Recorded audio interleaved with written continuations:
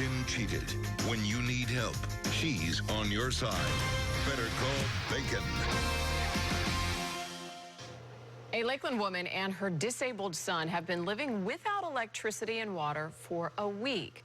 This after her power pole fell during a storm. And since the pole is on her property, she found out she's responsible for replacing it. Well, she couldn't afford the ridiculous quote she got to fix her problem, and nobody, it seems, would help. But that's when she knew she'd better call Bacon. Investigator Shannon Bacon joins me now.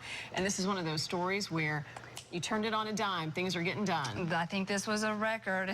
No one should have to live like this. But within minutes of our arrival today, things started to change. And now this woman once again has electricity thanks to two companies stepping up to do the right thing. It just broke off and it fell. Thank goodness it fell this way. All it took was a big storm to uproot this old, rotted-out power pole, leaving Nona Fletcher without electricity and without water, since her water pump won't work without power. I said, just sit a pole right in that hole. What is the deal? But it was a big deal. The pole is on her property and her responsibility to fix it. Without the money to hire an electrician, she resorted to using an extension cord to borrow power from her generous neighbor. This is how she ran her refrigerator to keep her disabled son's insulin cold. You know, and I have to run 5-gallon buckets somewhere to draw water up.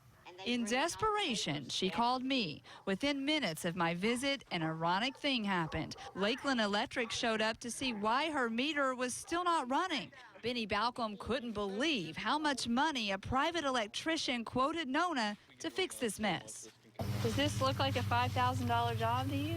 Oh, no. Balcom made some calls and came back an hour later with a brand new pole. His crew chipped in their own money to pay for it.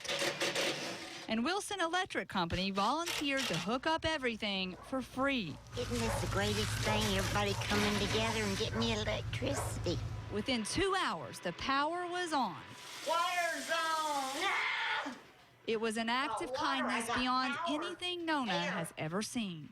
I could just cry. I don't even know what to say. I told So tonight, while Nona relaxes in the air conditioning, she is reminded there are still good people in the world. They take time out of their day to help me. You know, I'm nothing. I'm just a person. All of this came together today like it was meant to be. Just yesterday, this team from Lakeland Electric attended a training session that discussed giving back to the community, and today they had the opportunity to show everyone that they were paying attention. I'll say they did, and what a nice gesture, and hugs for everyone. Let's flash back for a second, though. Did somebody mess up here? I mean, did they do anything wrong by not just going in the first place and fixing the pole? Well, that's what we were investigating today, but it sounds like they actually were following protocol. This is the protocol. The pole was on her property, but as we learned today, sometimes you just have to break protocol and do the right thing, and these guys did it. And they did it. Awesome job. Thank you. If you have a problem that needs solving, better call Bacon. The number is 1-855-BANKIN. That's 1-855-234-6536.